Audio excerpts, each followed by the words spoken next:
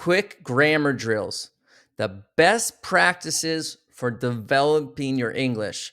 This is an intermediate lesson, and today's topic is connectors and conjunctions. Connectors and conjunctions. Hey everyone, welcome back. I'm David Sugarman, and today we're learning how to make your English sound more natural and logical by mastering connectors. They're also called conjunctions. These small words help you link ideas, show contrast, and add reasons and sound fluent. We'll see how to use them in work emails, conversations, and storytelling. So, what are connectors? Connectors are words that link ideas and details in a sentence. They create logical relationships between parts of a sentence or paragraph. Here are some examples, and listen carefully. And, but, or, although, despite, however, unless, while, whereas, therefore, nevertheless, instead, otherwise, and since. Why do we use connectors? What's the whole point? Well, the first reason is to add information, to show contrast. For example, but, although, however, to show cause and effect, because, since, therefore, and to show condition, the words like if or unless.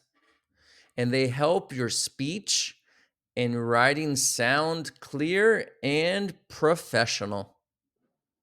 So when we like to add information in our sentences, we can use these words: and, also, as well as, in addition. Here are some examples. We went to the meeting and we met the new manager. She speaks English and Spanish. In addition, she teaches French. Use these to extend your idea smoothly. Okay, I'll read it out one more time for you so you can hear it. We went to the meeting and we met the new manager. She speaks English and Spanish. In addition, she teaches French. Showing contrast. But, however, although, despite, and whereas. Again, but, however, although, despite, whereas. At this point, if I were you, I would be writing down notes and taking notes and get a pen or pencil and write these down. The movie received terrible reviews. We watched it anyway. Despite the terrible reviews, we decided to watch the movie. Although it was raining, we went out for dinner. This is showing contrast, showing opposite ideas together. Now, if you want to show cause and effect, you want to use these words. Write these down. Because, since, therefore, so, And as a result, here are some examples. He was late because of traffic. Remember, these connectors explain why something happened. Since she worked hard, she got the promotion. It was raining, so we stayed home. Showing time and sequence. These words will help you write them down in your notebook. Before, after, while, when, until, as soon as. And these help organize stories and plans. So here we go. The first example. I'll call you after the meeting. While I was cooking, he set the table. We'll start the project as soon as the budget is approved. Showing condition. Conditions, I love them. We have conditionals, but these are the important words. If, unless, otherwise. Again, if, unless, otherwise. I'll go if it stops raining. You won't succeed unless you try. We need to leave now. Otherwise, we'll miss the train. So we have the condition, and it means something must happen for the next thing to be true. Okay, that's the whole point of a condition. Let's do some practice.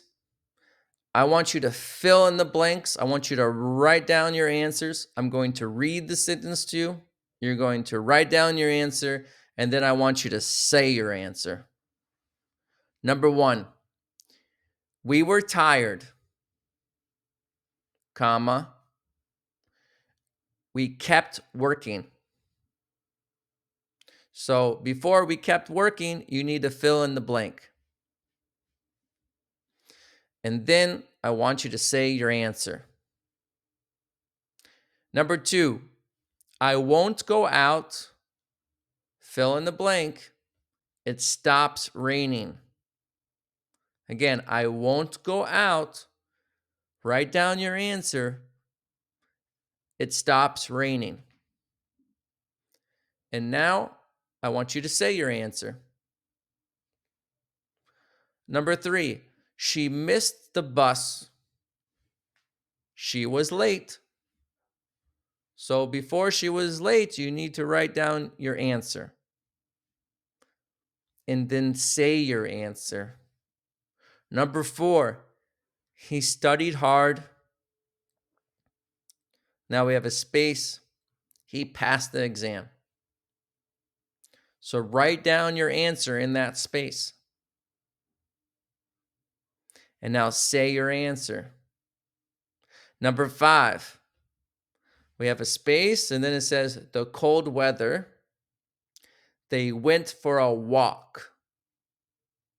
So you got cold weather, and then they went for a walk. Write down your answer, and then say your answer.